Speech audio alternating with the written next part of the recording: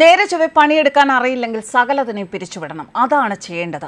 അതല്ലാതെ ഉണ്ടാകുന്നതെല്ലാം ഒറ്റപ്പെട്ട സംഭവം എന്ന് പറഞ്ഞിരിക്കുകയല്ല ചെയ്യേണ്ടത്.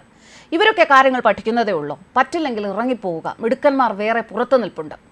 കോഴിക്കോട് മെഡിക്കൽ കോളേജിൽ വീണ്ടും ഡോക്ടർമാരുടെ തോന്നിയവാസം നടക്കുകയാണ്. കോഴിക്കോട് മെഡിക്കൽ കോളേജ് ആശുപത്രിയിൽ വീണ്ടും ശസ്ത്രക്രിയാ പിഴവ് എന്ന റിപ്പോർട്ടുകൾ പുറത്ത്. കൈക്ക് പൊട്ടലുള്ള രോഗിക്ക് കമ്പി മാറ്റിയിട്ടു എന്നാണ് പരാതി. ശസ്ത്രക്രിയയ്ക്ക് ശേഷം രോഗിയായ അജിത്തിന് വേദന ശക്തമായപ്പോഴാണ് പിഴവ് തിരിച്ചറിഞ്ഞത്. രാത്രി വീണ്ടും ശസ്ത്രക്രിയ നടത്താമെന്ന് ഡോക്ടർ പറഞ്ഞു. നിരസിച്ചപ്പോൾ ഡോക്ടർ ദേഷ്യപ്പെട്ടതായും രോഗി അജിത്ത് പറയുന്നു. മെഡിക്കൽ കോളേജ് മാതൃശിശു സംരക്ഷണ കേന്ദ്രത്തിൽ 4 വയസ്സുകാരിക്ക് ഇടത് കൈവിരലിലെ 6-ാം വിരലിന് പകരം നാവിന് ശസ്ത്രക്രിയ നടത്തിയത് 2 ദിവസം മുൻപാണ്. അതിന്റെ അന്വേഷണം നടക്കുമ്പോഴാണ് വീണ്ടും തോന്നിയവാസം ആവർത്തിച്ചിരിക്കുന്നത്. ഇത് അനാസ്ഥ എന്ന് പറഞ്ഞ് തള്ളിക്കളയാനാകില്ല. ഒന്നുകിൽ ആരും ഒരു ചുക്കും ചെയ്യില്ല എന്ന അഹങ്കാരമാണ് ഈ ഡോക്ടർമാർക്ക്. അതല്ല എങ്കിൽ ഇരകളാകുന്ന രോഗികൾ കുറെ നാൾ സെക്രട്ടേറിയറ്റ് പഠിക്കൽ ഇരുന്നിട്ട് തിരികെ മടങ്ങി പൊക്കോളും എന്ന വിചാരം. ഈ സർക്കാർ തന്നെയാണ് സർക്കാർ ഉദ്യോഗസ്ഥരെ ഇങ്ങനെ ധിക്കാരികളാക്കുന്നത്. 24 വയസ്സുകാരനായ അജിത്തിനെ വാഹന അപകടത്തെ തുടർന്നാണ് മെഡിക്കൽ കോളേജ് ആശുപത്രിയിൽ പ്രവേശിപ്പിച്ചത്. ശസ്ത്രക്രിയയ്ക്ക് വേണ്ടി ഒരാഴ്ചയോളമാണ് അജിത്ത് ആശുപത്രിയിൽ കഴിഞ്ഞത്. പൊട്ടലുണ്ട് എന്ന് തിരിച്ചറിഞ്ഞിട്ടും ശസ്ത്രക്രിയ ഒരാഴ്ച നീട്ടുകയായിരുന്നു. മറ്റൊരു രോഗിയുടെ കമ്പിയാണ് ഡോക്ടർ അജിത്തിന്റെ കയ്യിലിട്ടത്. തങ്ങൾ വാങ്ങിക്കൊടുത്ത കമ്പിയല്ല ഇട്ടത് എന്ന പരാതിയും അജിത്തിന്റെ അമ്മ പറയുന്നു. കൈവേദന അസഹനീയമായപ്പോൾ അജിത്തിന് അനസ്തേഷ്യ നൽകി. 3000 രൂപയുടെ ശസ്ത്രക്രിയ ഉപകരണങ്ങൾ തങ്ങൾ വാങ്ങി നൽകി എങ്കിലും അതൊന്നും ഡോക്ടർ ഉപയോഗിച്ചിട്ടില്ല എന്നും അജിത്തിന്റെ അമ്മ പറയുന്നു.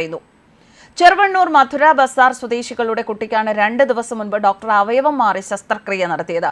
സംഭവം വിവാദമായതോടെ ശസ്ത്രക്രിയ നടത്തിയ അസോസിയേറ്റ് പ്രൊഫസർ ഡോക്ടർ ബിജോൺ ജോൺസനെ അന്വേഷണ വിധേയമായി സസ്പെൻഡ് ചെയ്തിരുന്നു. മെഡിക്കൽ വിദ്യാഭ്യാസ വകുപ്പ് ഡയറക്ടറുടെ റിപ്പോർട്ടിന്റെ അടിസ്ഥാനത്തിലാണ് നടപടി. വിശദാന്വേഷണം നടത്തി തുടർ നടപടി സ്വീകരിക്കാനും ആരോഗ്യമന്ത്രി നിർദ്ദേശം നൽകിയിരുന്നു. സംഭവത്തിൽ മെഡിക്കൽ കോളേജ് പ്രിൻസിപ്പൽ ആശുപത്രി സൂപ്രണ്ടിനോട് വിശദീകരണവും തേടിയിരുന്നു. ഡോക്ടറുടെ ഭാഗത്തുനിന്ന് അബദ്ധം സംഭവിച്ചു എന്നാണ് പ്രാഥമിക അന്വേഷണ റിപ്പോർട്ട്.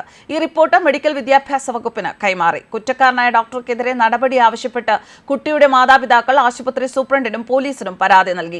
ഇതിന്റെ അടിസ്ഥാനത്തിൽ മെഡിക്കൽ കോളേജ് പോലീസ് കേസെടുത്ത അന്വേഷണം തുടങ്ങിയിരിക്കുകയാണ്. എന്നാൽ സംഭവത്തിൽ വിചിത്ര വിശദീകരണമാണ് ആശുപത്രി അധികൃതർ നൽകിയത്. കുഞ്ഞിന് നാവിൽ തടസ്സമുണ്ടായിരുന്നുവെന്നും അത് മാതാപിതാക്കളുടെ സമ്മതം വാങ്ങാതെ ശരിയാക്കിയതാണെന്നുമാണ് ആശുപത്രി സൂപ്രണ്ട് ഡോക്ടർ അരുൺ പ്രീത് പറഞ്ഞത്. അതേസമയം കുട്ടിക്ക് സംസാരത്തിന് പ്രശ്നം ഉണ്ടായിരുന്നില്ല എന്നും അത്തരത്തിലൊരു പരാതി ഡോക്ടർമാരോട് പറഞ്ഞിട്ടേയില്ല എന്നുമായിരുന്നു കുട്ടിയുടെ അമ്മ പറഞ്ഞത്. പിന്നീട് ഡോക്ടർ പിഴവ് സമ്മതിച്ചു, ക്ഷമാപണം നടത്തിയതായും കുടുംബം വ്യക്തമാക്കുന്നു. നേരത്തെ ഒപിയിൽ കാണിച്ച മറ്റു പരിശോധനകൾ പൂർത്തിയാക്കി തിയേറ്ററിൽ നിന്ന് തീയതി അനുവദിച്ചതിനെ തുടർന്നാണ് കുട്ടിയെ വ്യാഴാഴ്ച ശസ്ത്രക്രിയയ്ക്ക് എത്തിച്ചത്. കുട്ടിയുടെ നാവിൽ ചെറിയ കെട്ടുണ്ടായിരുന്നുവെന്നും ബന്ധുക്കളുടെ സമ്മതം കൂടാതെ ശസ്ത്രക്രിയ നടത്തി എന്നുമാണ് ശസ്ത്രക്രിയ നടത്തിയ അഡീഷണൽ പ്രൊഫസർ ബിജോൺ ജോണും വിശദീകരിച്ചത്.